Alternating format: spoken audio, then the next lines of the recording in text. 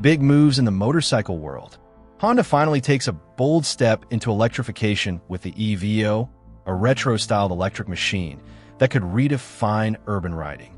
Meanwhile, KTM is facing a brutal 80% sales drop, but Bajaj steps in with a massive takeover, securing the future of some iconic brands. On the performance side, Kawasaki might unleash a new Z1100 Street Fighter, a beast with a 1,099 cubic centimeters inline four that could shake up the super naked segment. And speaking of electric, KTM has revealed its EDuke prototype, a sharp-looking city-focused electric bike that could be the future of street fighters. So, this was the highlights of the video, and let's dive into detailed updates. So first news is Honda has introduced the Honda EVO, its first electric motorcycle. The EVO, also known as WH8000D, features a retro cafe racer design with a round headlight, half fairing, and bar-end mirrors. The motorcycle is powered by an 8 kilowatts, 11 PS, electric motor, with peak power possibly doubling that figure. It reaches a top speed of 120 kilometers per hour and uses a belt-driven final drive. A second variant, WH8000D-A, is slightly lighter at 143 kilograms with a top speed of 110 kilometers per hour.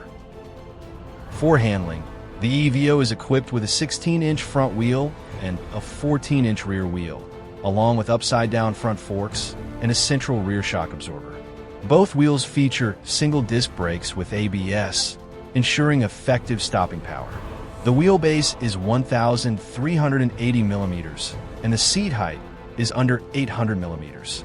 The battery capacity and range have not been officially disclosed, but Honda is expected to incorporate its mobile power pack e-technology, allowing battery swaps at designated stations.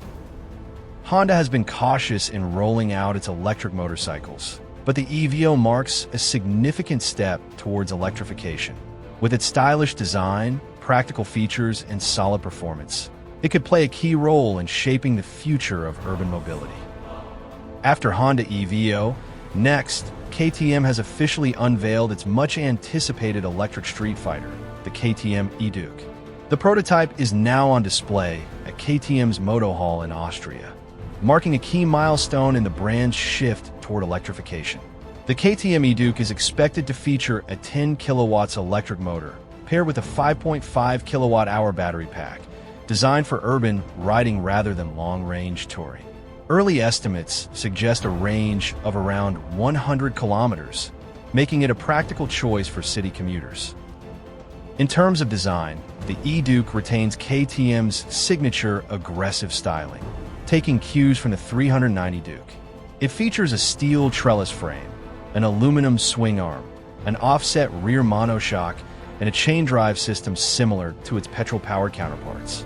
A distinctive air duct near the headstock likely serves as a cooling intake for the battery or electronics.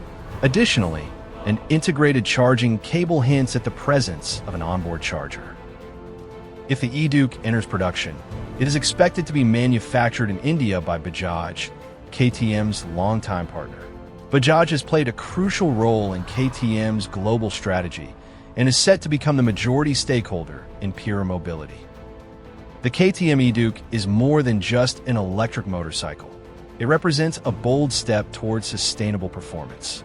With sharp styling, proven hardware, and the potential for local manufacturing, it is poised to make an impact in the near future. After KTM, Kawasaki might unleash a fire-breathing Z1100 Street Fighter. A recent filing with a U.S. environmental agency reveals that Kawasaki might just have a monstrous street fighter motorcycle in the works for 2026, with a larger engine than anything in its own lineup of super naked motorcycles. That's from an executive order from the California Air Resources Board, CRB, certifying 4 upcoming Kawasaki models, using the Japanese giant's 1,099 cubic centimeters inline 4 mil. The document lists a ZR1100 HT model code, which, according to motorcycle.com, denotes a Z naked model by the company's standard nomenclature. Details from the carb certification are sparse, so we'll have to refer to the recent Kawasaki 1100 models to get an idea of what to expect. The Ninja 1100 SX Sport Tourer does a healthy 134 horsepower at 9,000 RPM and 112.8 Nm of torque. A lighter naked version could put out similar or slightly higher figures and feel quicker off the line thanks to its lower weight. It could also come in well under its fair and feature-packed siblings' $15,000 asking price. As you can imagine, the Z1100 would be a step up from the Z1000 that's available in select markets, like Australia, Canada, and Thailand. That one weighs in at 221 kilograms, and its 1,043 cubic centimeters engine manages 135 horsepower and 109 Newton meters of torque. In Canada, it's priced at 14,499 Canadian dollars, about $10,500. It's been a while since Kawasaki made a naturally aspirated naked bike above 1,000 cubic centimeters. There was the Zephyr 1100 in the 1990s that was big in Europe and the UK, and the Burley ZRX 1100 up until 2005. Next update is KTM down over 80%. In the period from January to April 2025, the brand recorded a sales decline of around 80%. In the same period last year, KTM sold 5,206 motorcycles, while this year the manufacturer has sold just 968 units. And things are just getting started for KTM in several ways. First, the positive. With a loan from Bajaj, insolvency has been averted for the time being. Second, the negative. 2 production stoppages and discounts on thousands of items in stock are putting a massive dent in sales figures, not to mention the damage to its reputation.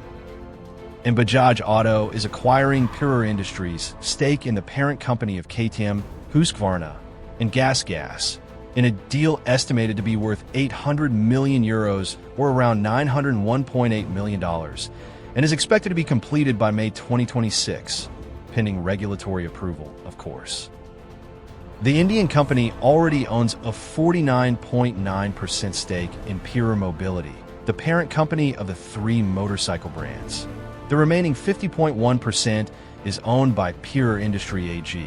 But today, Pure Industry and Bajaj reached an agreement to transfer it all to Bajaj. The news comes just as Pure Mobility confirms it received a 450 million euro loan, plus an additional 150 million euros bond from Bajaj.